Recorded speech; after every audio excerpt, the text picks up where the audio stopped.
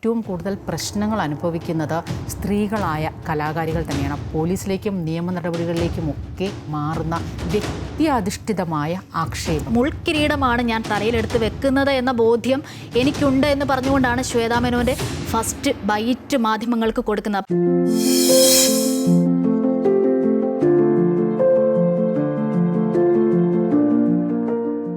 നമസ്കാരം. ഏറെ പ്രതീക്ഷയോടെ വന്ന ഒരു സംഘടന, സിനിമയിലെ ഒരു കൂട്ടം ആളുകൾക്ക് കൈത്താങ്ങാകുന്ന അമ്മ സംഘടന. ആ സംഘടനയിൽ ചേരിപ്പോര് അതിരൂക്ഷം. നേതൃത്വത്തിന്റെ തലപ്പത്ത് വനിതകൾ വന്നപ്പോൾ ഏറെ പ്രതീക്ഷയായിരുന്നു. Gender equality പാലിക്കപ്പെടുന്നില്ലേ? എന്തു വിഷയങ്ങളും പ്രശ്നങ്ങളും തലപ്പത്തിരിക്കുന്നവർക്ക് കേൾക്കാനും തിരുത്താനും മനസ്സ് വേണം. അമ്മയിലെ പ്രശ്നങ്ങൾക്കും പൊട്ടിത്തെറിക്കും കാരണമെന്ത്? പിഴച്ചത് എവിടെ? ഈ വിഷയമാണ് വനിതാ ജംഗ്ഷൻ ഇന്ന് പരിശോധിക്കുന്നത്.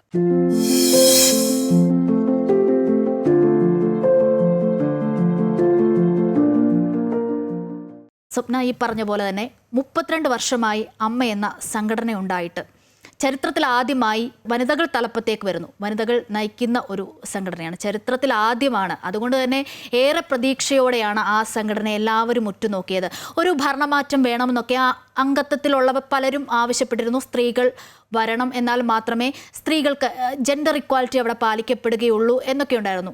അപ്പോൾ ഈ ഒരു അംഗങ്ങളെ തിരഞ്ഞെടുക്കുന്ന ആ ഒരു തിരഞ്ഞെടുപ്പ് വന്നപ്പോഴും എല്ലാവരുടെയും ആവശ്യം അത് തന്നെയായിരുന്നു. അങ്ങനെ അവരുടെയൊക്കെ ആഗ്രഹപ്രകാരം അങ്ങനെ ഒരു വനിതകളാണ് ആ തലപ്പത്തേക്ക് വന്നത് എന്നുള്ളതാണ്.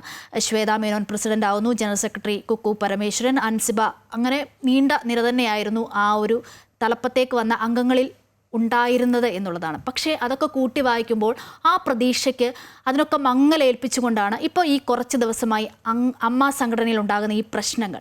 അതിനൊന്നും ഒരു പരിഹാരം കാണാൻ ഈ വനിതകൾക്ക്, അല്ലെങ്കിൽ ഈ പ്രസിഡന്റ് ആകട്ടെ, ജനറൽ സെക്രട്ടറിക്കാകട്ടെ, അല്ലെങ്കിൽ അതിലുള്ള മറ്റ് അംഗങ്ങൾക്കാകട്ടെ അതിന് സാധിക്കുന്നില്ല. ആ പ്രതീക്ഷകൾക്കൊക്കെ മങ്ങലേൽപ്പിച്ചുകൊണ്ടാണോ ഇപ്പോൾ തലപ്പത്തിരിക്കുന്ന ഈ വനിതാ പ്രസിഡന്റ് അടക്കമുള്ളവർ പെരുമാറുന്ന എന്ന ചോദ്യമാണ് സോഷ്യൽ മീഡിയയിലടക്കം അമ്മയിലെ മുതിർന്ന അംഗങ്ങൾ പോലും ഉന്നയിക്കുന്നത്. എന്താണ് സ്വപ്നയുടെ അഭിപ്രായം? തീർച്ചയായും ഈ 94 ഈ സംഘടന രൂപീകൃതമായ അന്ന് മുതൽ നമ്മൾ കേട്ട് വന്നിരുന്നതാണ്. ഇതൊരു പുരുഷ കേന്ദ്രീകൃതമായിട്ടുള്ള അമ്മ എന്ന സംഘടന.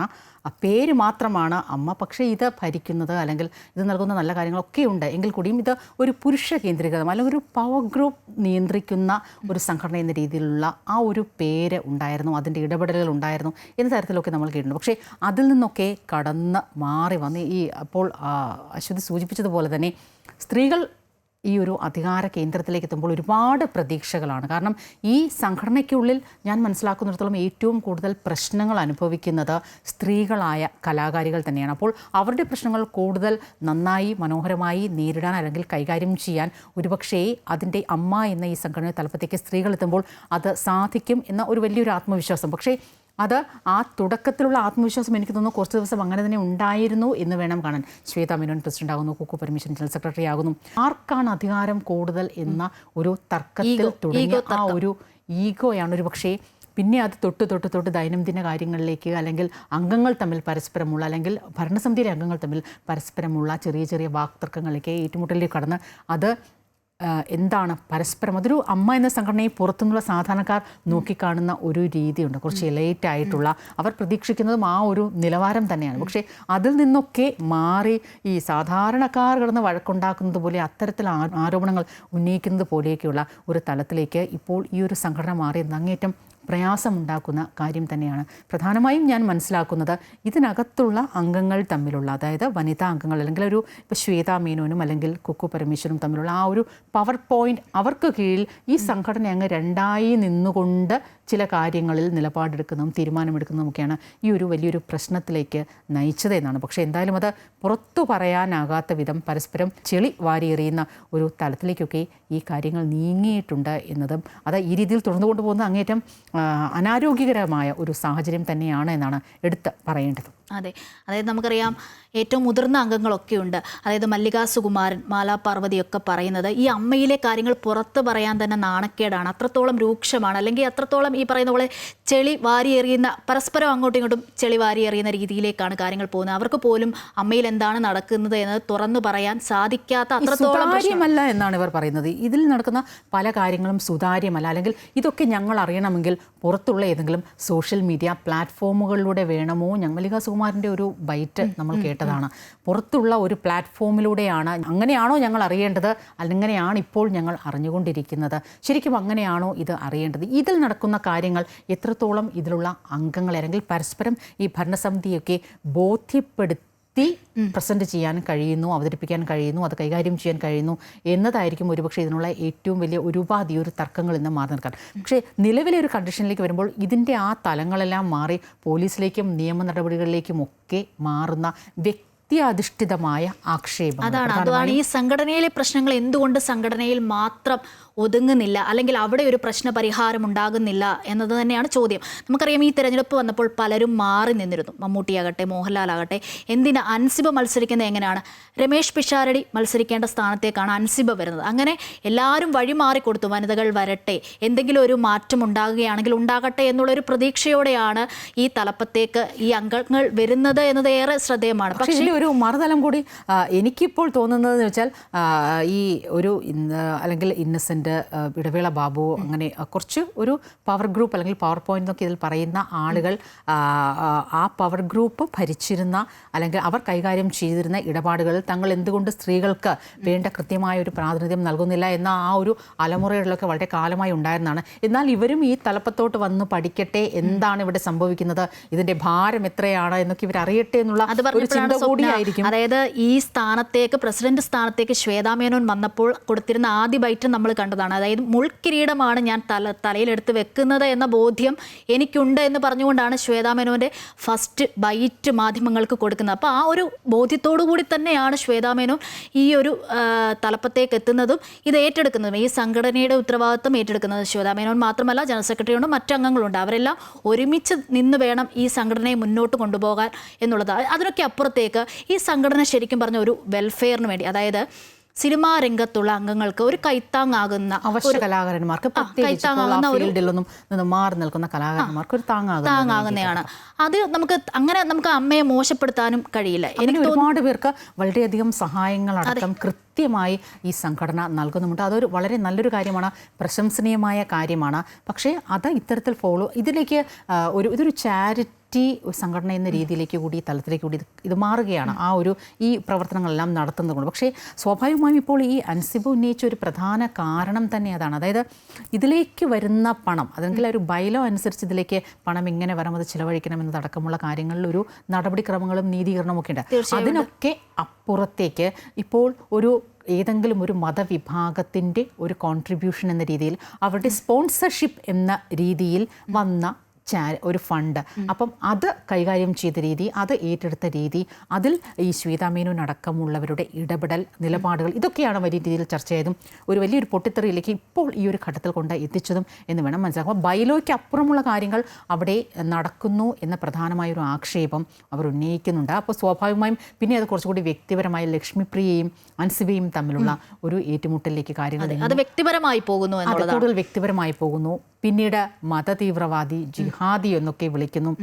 ചില കാര്യങ്ങളിൽ ഏതെങ്കിലും ഒരു മതത്തിനോ അല്ലെങ്കിൽ ഒരു വിഭാഗത്തിനോ എതിരായി താനൊന്നും പറയുന്നില്ല എന്ന് അൻസിബ കൃത്യമായി പറയുന്നുണ്ട്. പക്ഷേ അൻസിബ ഇത് നേരിട്ട് കേട്ട സംഭവങ്ങളൊന്നുമല്ല. അൻസിബയോട് നീന കുറുപ്പ് എന്ന മറ്റൊരു താരം പറഞ്ഞ് കേട്ട കാര്യങ്ങൾ, അവർക്കും ഈ പറഞ്ഞതുപോലെ ടിനി ടോമിൽ നിന്ന് വലിയ രീതിയിലുള്ള ഫിസിക്കൽ അറ്റാക്കിൻ്റെ സാഹചര്യത്തോളം എത്തിയ അറ്റാക്കുകൾ ഉണ്ടായിട്ടുണ്ട് എന്നാണ്. മറ്റുള്ളവരുടെ ഇടപെടൽ കൊണ്ട് മാത്രം അതിൽ നിന്ന് രക്ഷപ്പെട്ടൊരു സാഹചര്യം എന്നാണ് അവർ അതിനെക്കുറിച്ച് പറഞ്ഞപ്പോൾ.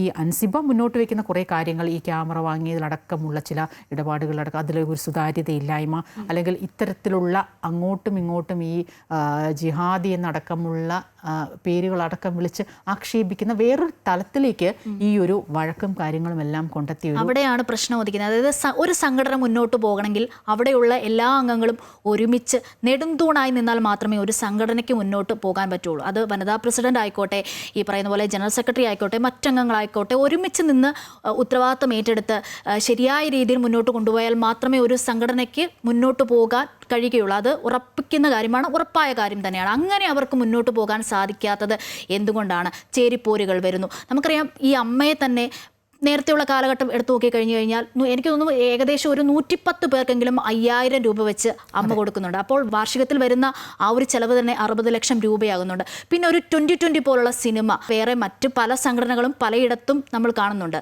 അവിടേക്കും ഇല്ലാത്തൊരു കൂട്ടായ്മ നേരത്തെയൊക്കെ ഉണ്ടായിരുന്നു. 2020 പോലുള്ള സിനിമ ഉണ്ടായി. അതായത് ഈ അവശ്യ കലാകാരന്മാർക്ക് അല്ലെങ്കിൽ ഈ കോൺട്രിബ്യൂഷൻ നൽകുന്നു എന്നതിനപ്പുറത്തേക്ക് ഈ പ്രളയത്തിന്റെ സമയത്തൊക്കെ 50 ലക്ഷത്തോളം രൂപയാണ് ഈ സംഘടന നൽകിയത്. അപ്പോൾ അവരെ കൊണ്ടാകുന്നത് അവർ ചെയ്യുന്നുണ്ട്. പക്ഷേ ഇനിയിപ്പോൾ നമുക്ക് നോക്കേണ്ടത് ഇതിനെന്താണ് ഒരു പരിഹാരം, ഏത് രീതിയിലുള്ള ഒരു ഇടപെടൽ ഉണ്ടാകണം, കൂടുതലൊരു നാറ്റക്കേസിലേക്കൊക്കെ പോകാതിരിക്കാൻ എന്ത് നിലപാടുകളാണ്? അതിനു മുന്നേ ഒരു കാര്യം കൂടി സൂചിപ്പിക്കേണ്ടതുണ്ട്. അതായത് മെയ് 21 നീന കുറുപ്പ് ഔദ്യോഗികമായി അമ്മാ സംഘടനയിലേക്ക് മെയിൽ അയക്കുന്നുണ്ട് പരാതി. എന്തുകൊണ്ട് അത് അവിടെ ചർച്ച ചെയ്യപ്പെട്ടില്ല? അത് കുക്കു പരമേശ്വരൻ ഇടപെട്ട് അത് ചർച്ചയിലേക്ക് വന്നില്ല എന്നാണ് ശ്വേതാ മേനോൻ പറയുന്നത്.